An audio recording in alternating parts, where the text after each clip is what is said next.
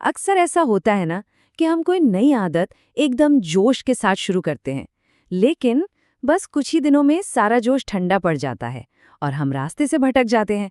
तो आज इसी गुत्थी को सुलझाते हैं कि आखिर ऐसा होता क्यों है। ये एक बड़ा ही फ्रस्ट्रेटिंग साइकिल है, मतलब हर बार यही कहानी। पर जरा सोचिए, क्या हो अगर असल में दिक्कत विल पावर यानी इच्छा शक्ति की हो ही नहीं। इस बात को समझने के लिए चलिए क्रिकेट की दुनिया से एक बहुत ही दिलचस्प कहानी सुनते हैं। एक ऐसी कहानी जो बताती है कि आदतें कितने हाई प्रेशर में भी कमाल कर सकती हैं।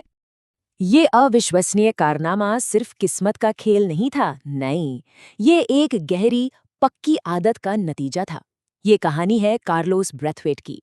साल था 2016, T20 वर्ल्ड कप का फाइनल, और ब्रैथवेट ने लगातार 4 छक्के मारकर अपनी टीम को चैंपियन बना दिया। अब सवाल ये उठता है कि अगर एथलीट इतने भयंकर प्रेशर वाले मोमेंट्स के लिए आदतें बना सकते हैं, तो फिर हमारे अच्छे अच्छे इरादे इतनी जल्दी दम क्यों तोड़ देते हैं?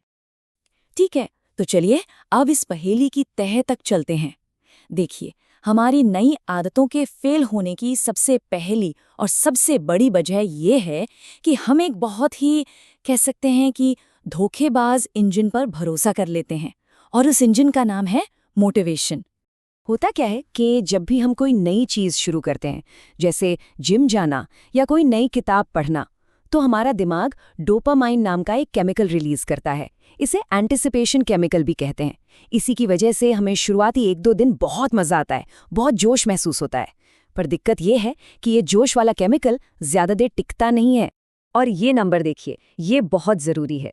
यूनिवर्सिटी कॉलेज लंदन की एक स्टडी बताती है कि किसी भी नई आदत को सच में पक्के तौर पर बनाने में औसतन 66 दिन लगते हैं। जी हाँ, 66 दिन, सिर्फ कुछ हफ्ते नहीं। और यहीं पर वो आदत की ढलान शुरू होती है। करीब 10वें दिन तक पहुंचते पहुंचते हमारा शुरुआती जोश तो खत्म हो जाता है, लेकिन हमारी मेहनत का कोई खास नतीजा अभी दिखना शुरू नहीं हुआ होता। इसी को कहते हैं एक्सपेक्टेशन गैप। हमारा दिमाग सोचता है, यार मेहनत तो इतनी कर रहा हूं पर मिल कुछ नहीं रहा, और बस यहीं आकर मोटिवेशन धड़ाम से नीचे गिर जाता है। लेकिन रुकिए, मोटिवेशन का क्रैश होना तो कहानी का सिर्फ एक हिस्सा है। जो असली लड़ाई है वो तो इससे भी गहरी है। असली जंग हमारी खुद की पहचान, हमारी अपनी इमेज से होती है। एटॉमिक हैबिट्स के लेखक जेम्स क्लियर ने एक बहुत कमाल की बात कही है कि हम जो भी काम करते हैं वो दरअसल उस इंसान के लिए एक वोट होता है जो हम बनना चाहते हैं। मतलब समझिए, हमारी आदतें और हमारी पहचान, ये दोनों चीजें एक दूसरे से बहुत गहराई से जुड़ी हुई हैं। और इसी जुड़ाव की वजह से एक दिमागी बेचैनी पैदा होती है, जिसे कॉग्निटिव डिसोनेंस कहते हैं। मान लीजिए हमारी पुरानी पहचान है कि मैं तो जिम जाने वाला इंसान हूं ही नहीं, लेकिन हम एक नई आदत बना रहे हैं रोज वर्कआउट करने की। अब ये दोनों बातें आपस में टकराती हैं, और हमारा दिमाग इस टकराव को, इस बेचैनी को बिल्कुल पसंद नहीं करता। तो वो क्या करता है?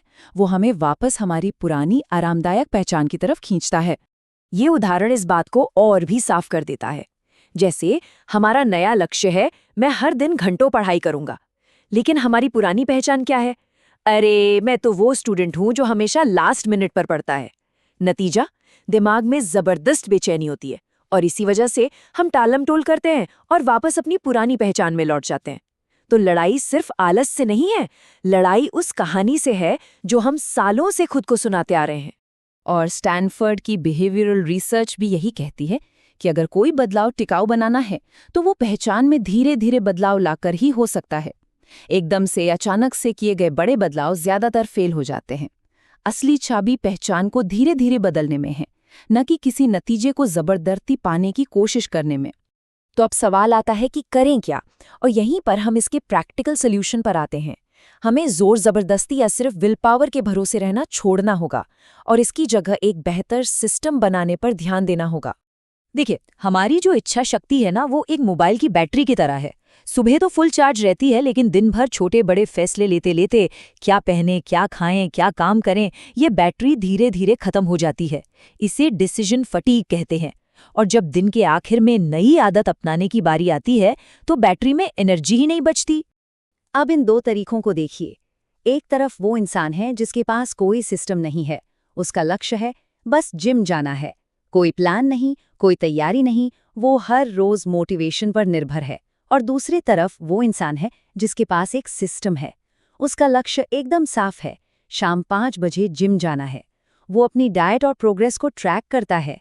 वो मोटिवेशन पर नहीं, बल्कि अपने पहले से बनाए प्लान पर निर्भर करता है। जाहिर है, जिसके पास सिस्टम है, उसके सफल होने के चांस कहीं ज्यादा हैं।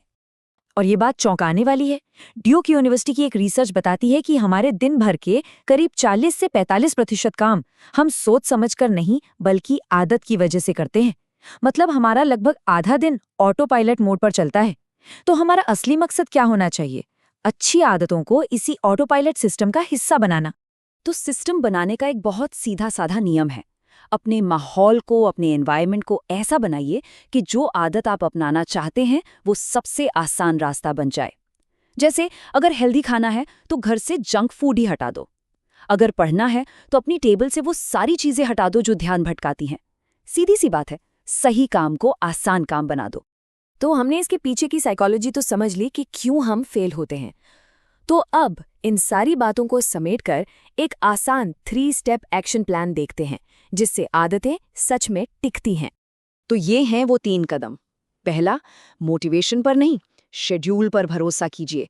एक टाइम फिक्स कर लीजिए और फिर चाहे मन हो या ना हो उस काम को कीजिए। दूसरा, अपनी पहचान में छोटे छोटे बदलाव कीजिए।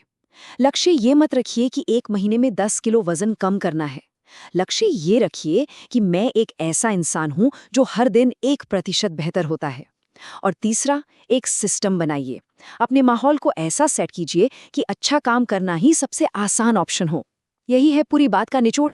एक बात हमेशा याद रखनी चाहिए, हमारा आने वाला कल किसी एक बड़े जादुई फैसले से नहीं बनता।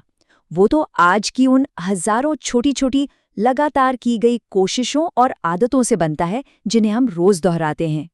तो सवाल अब हम सब के सामने है, आज हम अपनी किस पहचान के लिए वोट डालने वाले हैं?